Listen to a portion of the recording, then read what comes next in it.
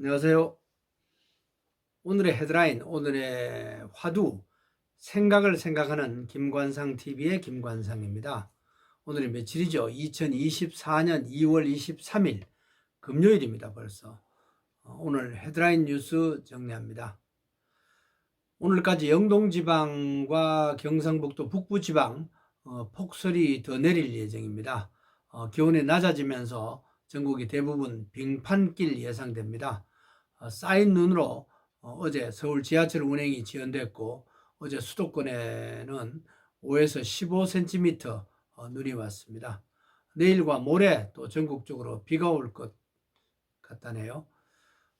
전공의 사직서 제출 인원이 9,275명, 거의 10,000명에 육박하고 있고, 의료 대란이 계속되자 정부는 보건의료 위기 단계 최고 수준인 심각 단계로 어제 상향했습니다.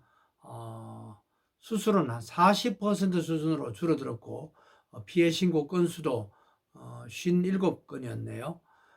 서울시 의사회는 어제 저녁 대통령실, 용산 대통령실 앞에서 걸기대회 개최했습니다. 오늘 오후 3시 반에 KBS 1TV에서 보건복지부 차관하고 또 전공의 비상대책위원장 등이 출연해서 토론회가 개최됩니다.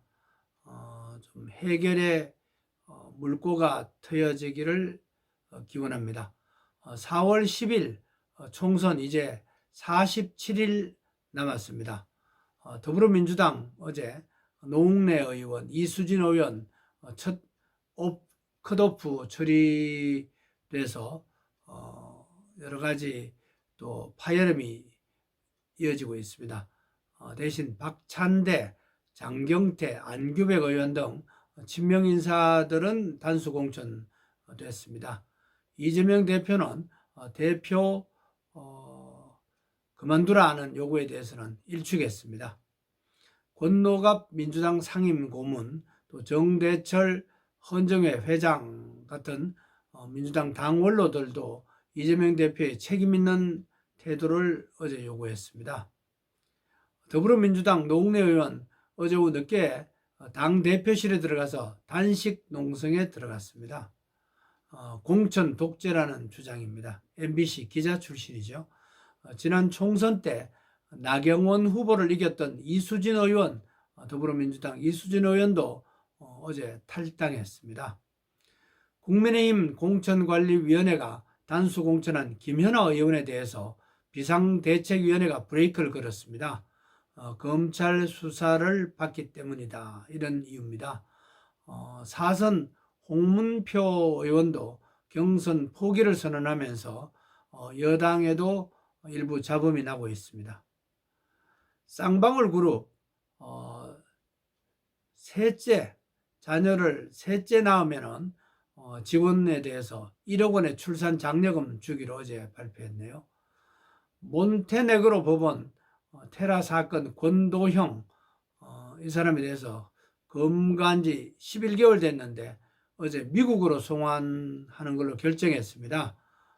우리나라로 송환하기를 또 원하는 것도 있었지만은 미국이 우리나라보다 더 형량이 높다네요. 류현진 선수 12년 만에 우리나라로 돌아왔습니다. 한화 소속으로 KBO 경기 기대됩니다. 8년 170억 원 규모네요. 44살까지 계약되었습니다. 최고령 기록 나올 것 같습니다. 한화 팬들은 괴물이 왔다면서 열광하고 있습니다. 미성년자와의 성관계를 불법 촬영한 경찰관, 현직 경찰관이 노원경찰서에 입건됐습니다. 특진한 경찰관이었다네요. 또 서로 합의했다는 주장입니다. 직위 해제됐고 대기 발령 조치됐습니다. 미국 민간 달 착륙선 오디세우스호가 어제 궤도 진입에 성공하면서 곧 달에 착륙할 것으로 보입니다. 성공하게 되면은 미국 52년 만에 다시 달에 착륙하게 됩니다. 나사 우주센터 부소장 출신이 2012년에 설립한 회사고요. 주가도 급등세 추세입니다. 논문 조작 수사를 받던 그 국립대 군산대 교수가 어제 극단적 선택으로 생을 마감했습니다. 역사 속에 오늘의 역사, 지구촌에서 오늘 어떤 일이 일어났는지 알아보고 오늘의 화두를 찾아보는 시간입니다. 어리석고 무식한 변론은 피하자라는 말로 오늘의 화두를 먼저 던져봅니다. 역사 정리합니다. 1948년 오늘 이승만 전 대통령 되기 전이었죠. 3월 1일 이전에 남북한이 함께 선거하지 못하면은 남한이 단독으로 정부를 수립할 수밖에 없다, 이렇게 발표했습니다. 북한이 유엔 감시 아래 선거하지 않겠다고 밝혀서 남한만 단독으로 1948년 5월 10일 선거하게 됐죠. 첫 선거였습니다. 우리나라 여자들에게도 투표권을 준 상당히 앞선 결정이었죠. 1969년 오늘 독일 뉘렌베르크에서 윤희상 오페라 나비의 미망인이 처음으로 연주됐습니다. 커튼콜이 31번이나 31차례였습니다. 당시에 윤희상 선생은 동베를린 사건 간첩 혐의로 수감 중이었습니다. 1971년 오늘 대학 교련 과목을 필수 과목으로 하는 교육법 시행령 개정안이 의결됐습니다. 교련을 받으면 군에 가서 1년에 교련 1년 받았으면 한 달, 또 2년 받았으면 2달, 3년 받았으면 석 달 먼저 전역하는 조치였습니다. 저도 한 달 혜택을 받아서 32개월 보름 현역으로 복무했습니다. 1998년 오늘 검찰은 DJ 비자금 사건을 무혐의 처리했습니다.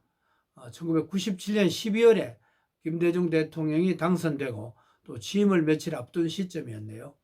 2020년 오늘 정부는 신천지 집단 감염으로 코로나 확진자가 늘어나자 위기 경보를 최고인 심각 단계로 올렸습니다. 딱 4년 전이네요. 외국에서도 역사적인 일이 많이 일어났습니다. 1399년 오늘 금속활자를 만든 독일 발명가 구텐베르크가 태어났고 1455년 이분이 56살 때 처음으로 성경을 인수했습니다.